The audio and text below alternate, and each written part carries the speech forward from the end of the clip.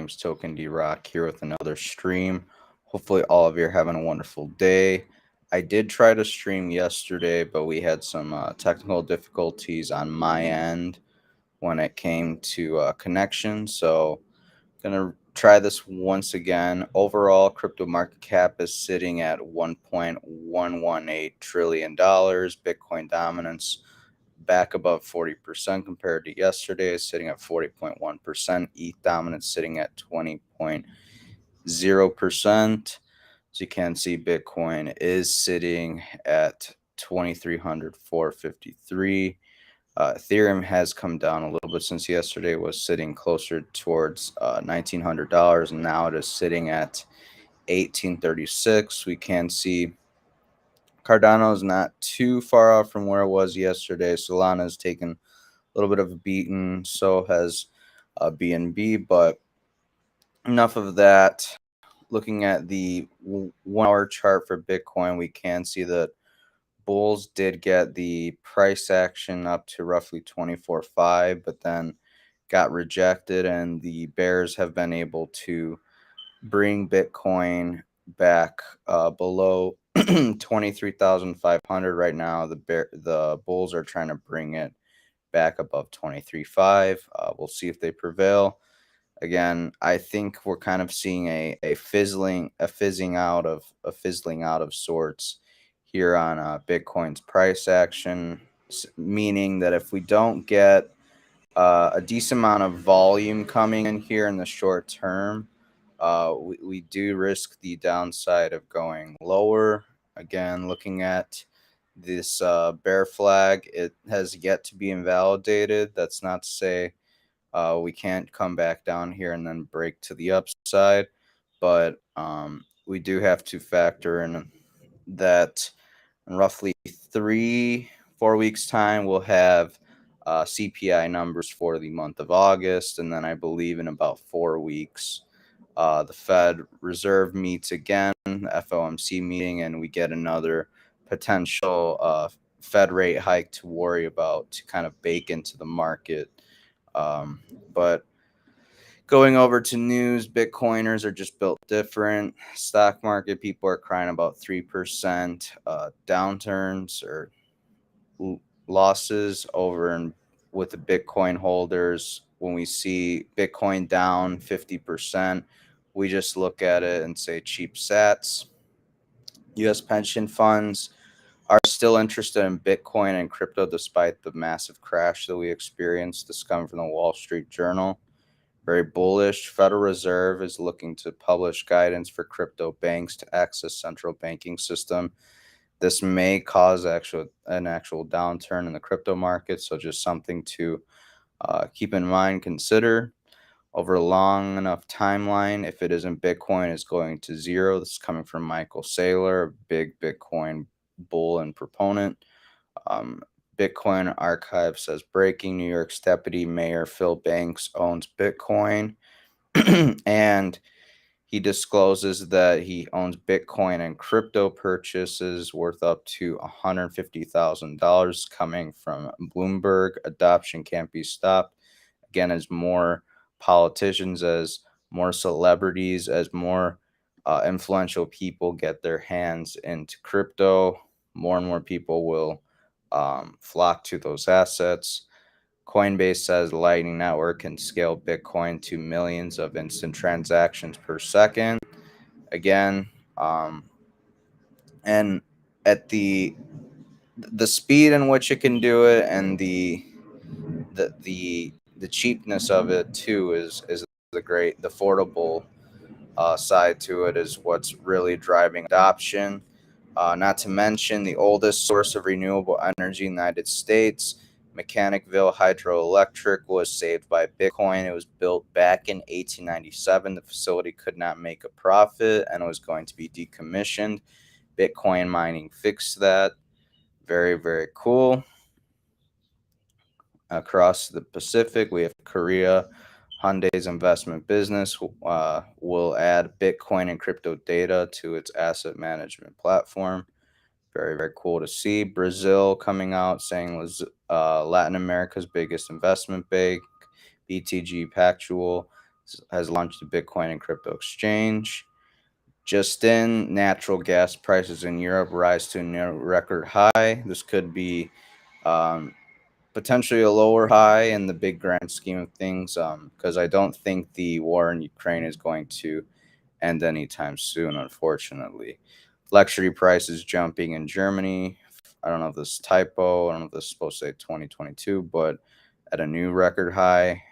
Inflation, just a reminder, ECB didn't do their first rate hike until roughly about a month or two ago relative to the Federal Reserve. The Federal Reserve started rate hikes as early as February, way too late, but they started ahead of the ECB to control inflation. China's July survey-based jobless rate for 16 to 24-year-olds is at 19.9%, the highest on record. This is coming from Stats Bureau. Pretty significant. This will affect the rest of the world. I mean, I think we can say the people without jobs for this age group, and by and large, is probably at record highs across the globe. Maybe not in all countries, but in many countries, we're probably seeing record high unemployment and such. Um, just, here we have the CBO just released data showing that Americans earning less than $400,000 per year will pay $20 billion more in taxes over the next decade under the Inflation Corruption Act, Inflation Reduction Act. Let's play on words right there. Joe Biden is literally going to do the one thing he promised to never do, and he was asked whether taxes would raise for lower and middle class families, and he said anybody making under $400,000 per year will not pay more in federal taxes. Under the new Inflation Reduction Act, that is not going to be the case. People earning under $400,000 will be paying a whopping combined $20 billion more in taxes over the next decade. So, and then here we have a breaking report saying Ford and GM raised their prices by the same amount. Biden's inflation bill gave tax credits for Americans that are buying electric vehicles. You can't make this up.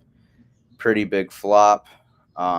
Never forget these insane people. We're doing this for your safety. I don't understand how this could be what this gentleman's doing to this woman. I don't know how that's for her safety personally. I don't know if maybe she's not supposed to be outdoors or whatever, but yeah, I just don't see how doing all this is necessary for a virus that kills less than point zero. It's like 0.1% of the population. Not to remind you that we're not in a position where we think that any virus, including the Delta virus, which is much more transmissible and more deadly in terms of unvaccinated people, the various shots that people are getting now cover that. You're okay. You're not going to get COVID if you have these vaccinations. Our data from the CDC today it's so weird that he said that. That he vaccinated people do not carry the virus, twice. Don't get sick, and that it's not just in the clinical trials, but it's also in real-world data. Now we know that the vaccines work well enough that the virus stops with every vaccinated person. You could argue what these three people have said in this clip is the big lie, because they regurgitated it over and over again that average Americans just ate that shit up and accepted it as fact. You know, I heard it from the president's mouth. I heard it from Rachel Maddow, a news spokesperson over on MSNBC.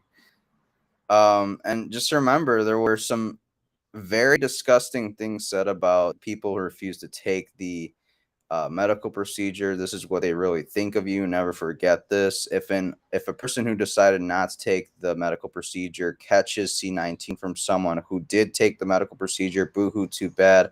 I have no empathy left for the people who willfully refuse to get the medical procedure, let them die. I honestly don't care if they die from C19, not even a little bit. People who refuse to take the medical procedure do not deserve ICU beds. Again, all over medical procedure.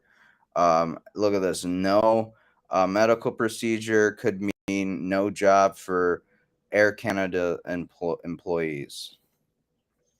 And it's interesting because, C19 guidance from CDC focuses on individual decisions. Those exposed to the virus are no longer required to quarantine. Those who refuse to take the vaccine, people now have the same guidance as people who chose to take the medical procedure.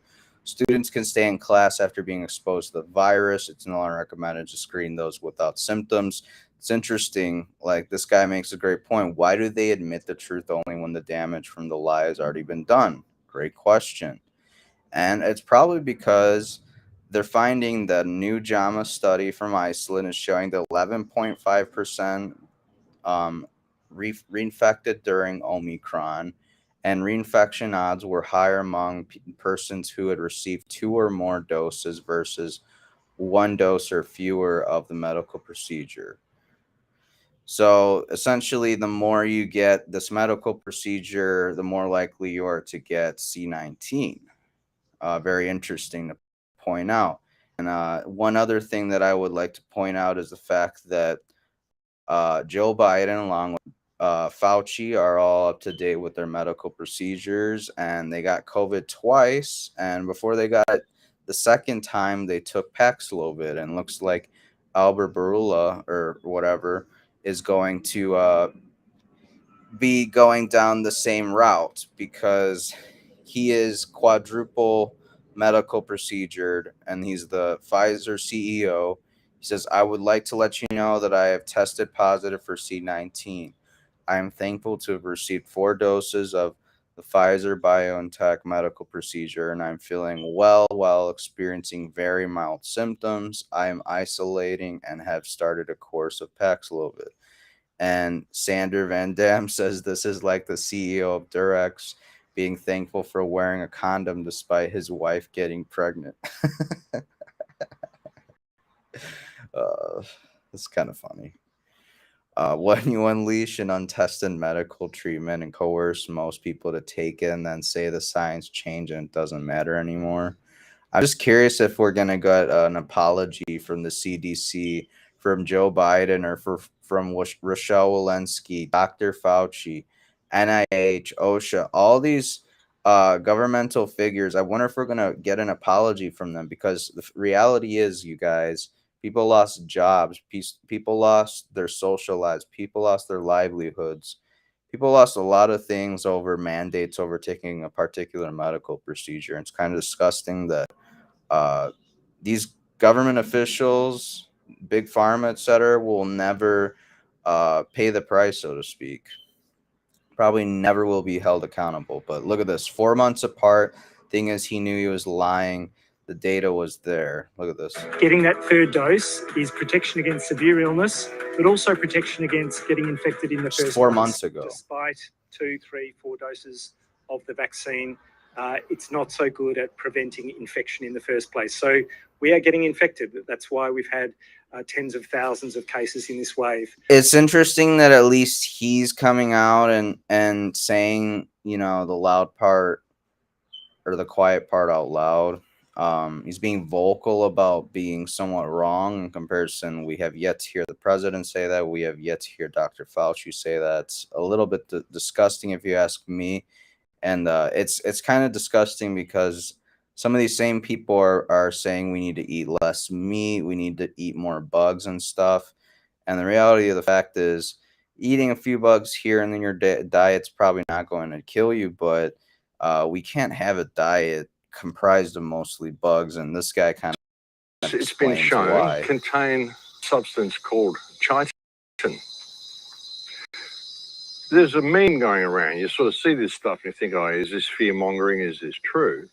But I've looked into it and it's actually true, folks. There's a lot of evidence that insects contain chitins. Chitins are very, very bad for humans. Chitons cause all sorts of problems, asthma, respiratory problems, all the things we're seeing from the jab. It also causes this thing called glioblastoma, which is a spinal cancer. It comes from chitons, and chitons cannot be cooked out of insects. There's no processing that will take these substances out of the insects. When you eat the insects, you are eating chitons. Chitons cannot be processed by the human body. You know, we don't eat insects, folks. You know, birds, chickens, lizards, reptiles, these things eat insects. Fish eat insects. We don't eat insects. We don't have the digestive system to be able to process certain things that are found in insects, such as chitons. Like I said, they can't be processed out. They cannot be cooked out. They are always there. So if you're eating little insect snacks or eating insectin burgers, you're eating chitons, folks, and you're going to make yourself very sick. So just something to consider when people are telling you you need to eat way less meat, you need to start consuming bugs to save the planet, you know, for climate change, blah, blah, blah. Just show them that clip. I'm sure that'll make them think a little bit before they keep pushing that idea onto other people. But that about does it for today's video, guys, today's stream. Hopefully you enjoyed it. If you're over on YouTube, please like and subscribe. Hit the notification bell to be notified when we go live next. We will be going live tomorrow at 10:30 a.m. Central Standard Time. So hope to see you all there. Until then, take care and invest wisely.